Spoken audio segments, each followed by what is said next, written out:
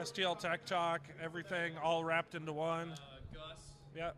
And the one, the only we saved for last just because you're that BA. JVP. Skull. Woohoo. Cheers, everyone. Cheers, sir. Always a pleasure to be here with you guys. Bring it. All right. Here we are. Yeah. So what are you doing here? I'm speaking at St. Louis. Is it day or days of .NET? It's days of .NET. But it is days, right? Yes, it like is. I'm in a days. Yeah. You were So definitely in so a here we daze. are. So this is my third year at this conference. Hospitality is great. Blast. I have a great time, and just a really good community. So I'm here speaking again this year. So what are you talking on this year? Did two sessions. The first one was on copyright and intellectual property concerns for technologists, and then an introduction to AngularJS. Two very widely different talks. I was gonna say. Yes. So tell us, why are you talking about intellectual property? Well, as you know, most people know about me. I'm also an attorney, Yep. but that's not a reason to dislike me. There's all kinds of reasons not to like me. We've got right? more than I that. Yes. actually like you. Yes. Okay, everyone. Yeah. One dude. There you go. The one guy. But I'm insane, so I don't think I should count. See, No, there that's- you go. Okay. Yeah. Yeah. So anyway, He's like, so, yeah, that sounds like my girl. so Yeah. intellectual property. Why don't you describe what you're talking about? Right. So several things. First, we have a lot of independent contractors, independent types that are frequenting this conference, and they're running their own businesses. Things like non-disclosure agreements, privacy, independent contractor agreements, retaining of their intellectual property rights, non-competes, all those sorts of things. What are the legal things that you get into? Second, there's a lot of folks that are into open source, both as independents and as folks that are contributing to open source projects, but also people that work in the enterprise and they're looking to incorporate open source into their projects. What kind of liability are they potentially opening their companies, their employers up to, and all the copywriting and licensing around that. Well, So lots of discussions around that. And by the way, also my fellow attorney Jeff Strauss, who is one of the organizers of this show, also did a session on open source licensing. So here's a question for you, because I know I saw this bouncing around a couple of lists that I'm on about open source licensing of software that was actually created at a company by an employee, and the company allows them to do the open source piece. Well, there's still legalities around that, because usually it's verbal, it's not written, correct? Is that the big thing that you have to worry about, or? So if I repeat your question. So a person works for a company, Right.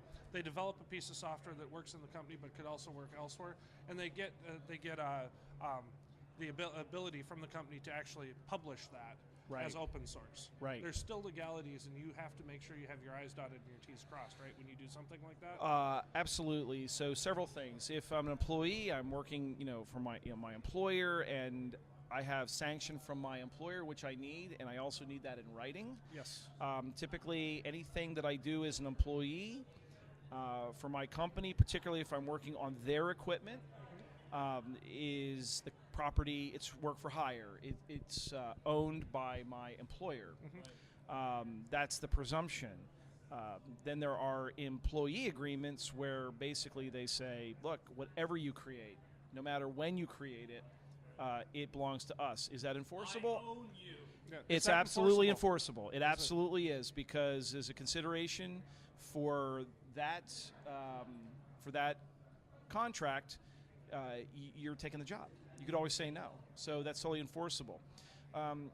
As an employee and as an employer, when you're looking at the things with open source, the employer has to be very, very concerned about what are they letting out? Are they unwittingly letting licensing copyrights that they shouldn't be?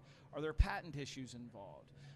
They have to be very, very careful about what they're letting out there. But conversely, they also have to be very concerned about the open source that they're bringing in. For instance, if it's GPL, if you intermingle that the wrong way with closed code within a company, you could unwittingly make your code GPL, and that's something that businesses typically don't want to do.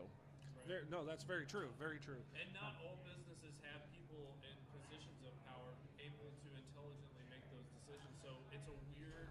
You back should and say forth. almost all businesses don't have people that.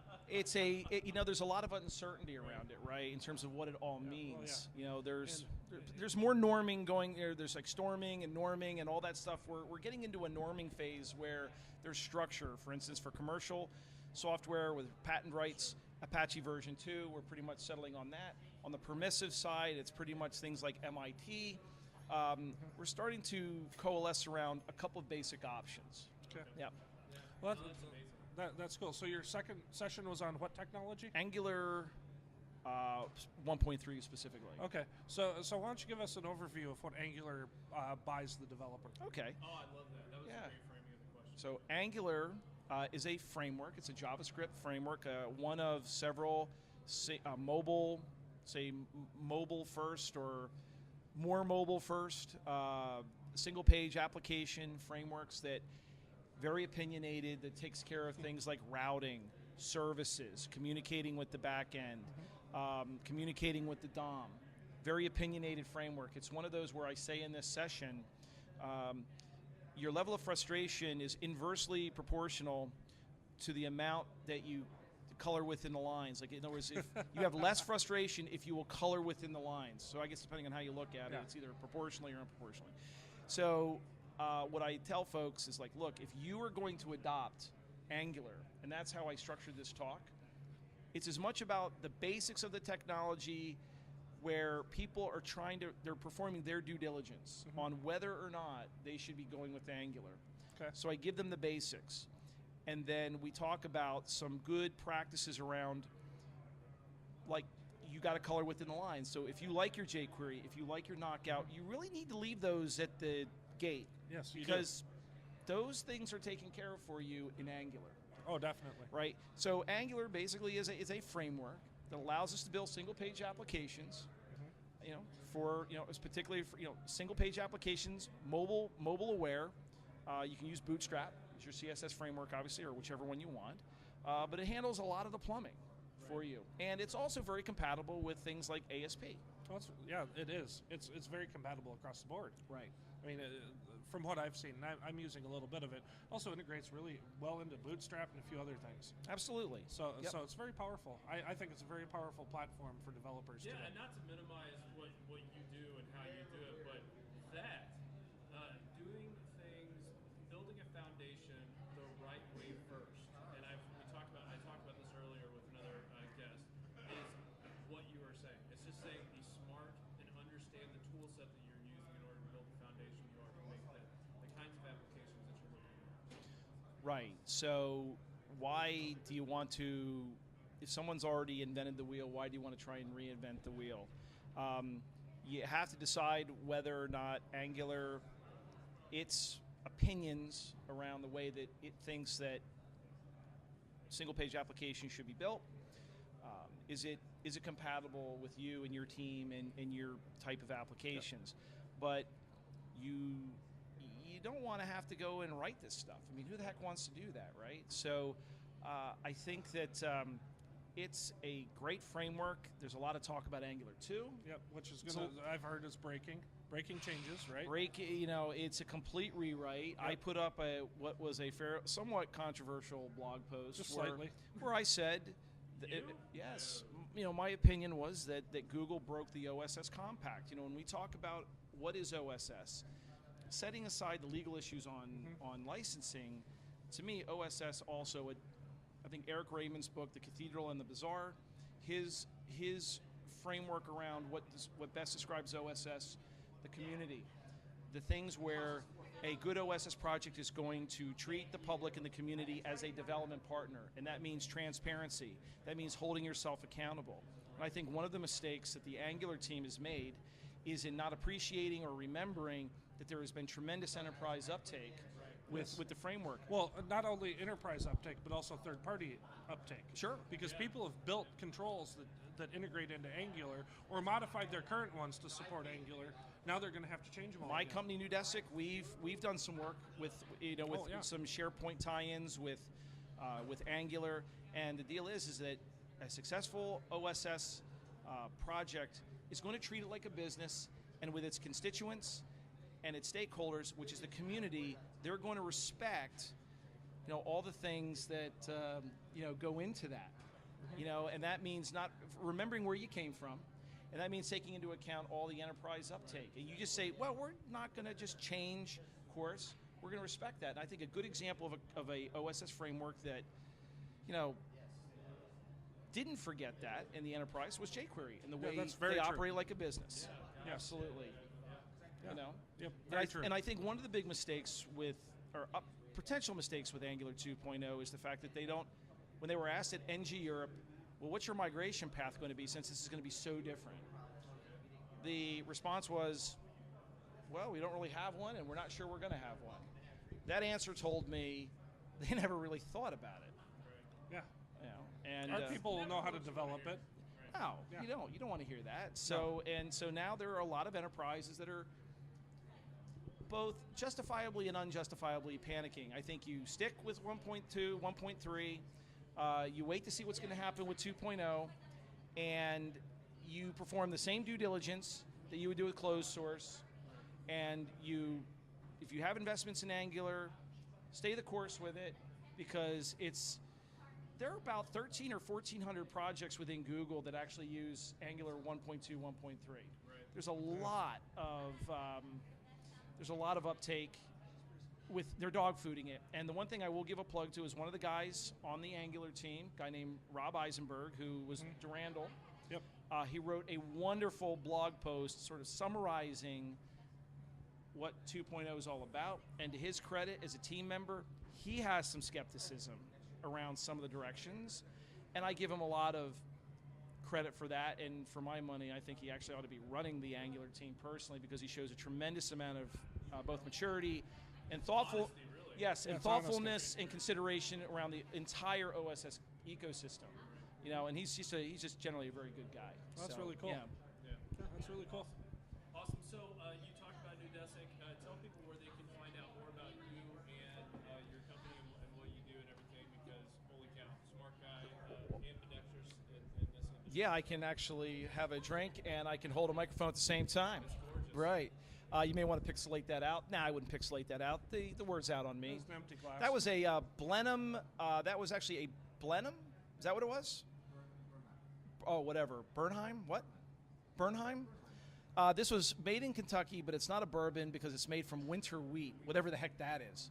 But it's very smooth. It's very nice. That wasn't bad. Yeah, it's very nice. That's right. Yeah, you bogarted. Yeah, I You bogarted bogarted it, a so little of bit, course right? I did. So about Nudesic. So Nudesic, we are one of the larger Microsoft NSIs, National Systems Integrators, which means, what that really means is top to bottom, we pretty much handle all parts of the stack. Where we like to say, we do just about everything but the infrastructure and core I/O. Although we do have a managed services arm, so that we'll do a lot of the hosting, interfacing with Azure and things like that. My aspect of the practice, I'm a National Solutions Director in the App Plat side, so I do all the ALM. I'm the ALM Director, and I also do a lot of the technology selections around web development, architecture, mentoring, pre-sales. That's a big chunk of what I do, and I do a fair amount of traveling. I appreciate that. Seriously, Yeah. because, you want someone that's well-rounded in those particular My wife will tell you I'm a little well-rounded right now, so I got to work on this. I'm well-rounded as well. But no, you want a guy in that position because a lot of the times everybody wants to be the guy, but no one has the qualities necessary to fill that overarching, this is why we're doing, all joking aside, this is why we're doing what we're doing. Right. And that's very important to remember. So, if I was to have a guy. Well, I'd say, I appreciate that, but I will tell you that, in our company, and I'll just share this little anecdote. We have a product called Pulse, which is it's basically enterprise social messaging. It's like Yammer, but I swear it's better than Yammer. We have some wonderful capabilities with it, and so recently we had this internal discussion in our company, and the topic of discussion was net neutrality. And that's one of the things that's really awesome about Nudesic. And I said it to our chief executive officer. So one of the reasons why I think that Nudesic is a really cool place to be is because we can have conversations like this, like real interesting conversations. Sometimes we agree, sometimes we disagree. We have really good debates about the emerging issues of the day that affect business and how we advise our clients. And net neutrality was one of them. We discussed that. So, but we have offices all over the place: Philly, Dallas, Denver, Irvine, California, Bellevue, Washington, Chicago. One of my favorite cities, Chicago. The Windy City. The Windy City, and it's going to be cold very, very soon. Yes, it is. Yeah. No, it is. Yeah. But yeah, and like a lot of companies, they kind of bury their heads in the sand, but it leaves their ass to be kicked. So Yes, Yep. it does. that's what I thought. Nice. There goes our G rating Yeah. right there. Oh well. Kevin. Boop. thanks for- Boop. Anyway, so thank you again for being on, and thanks for coming to St. Louis. I love it. Love you Appreciate guys. it, Love you Pete. guys. Love You're seeing you every awesome. time. And Have a wonderful rest of your time here. thank you. Thank you. See you guys. See you. Take care.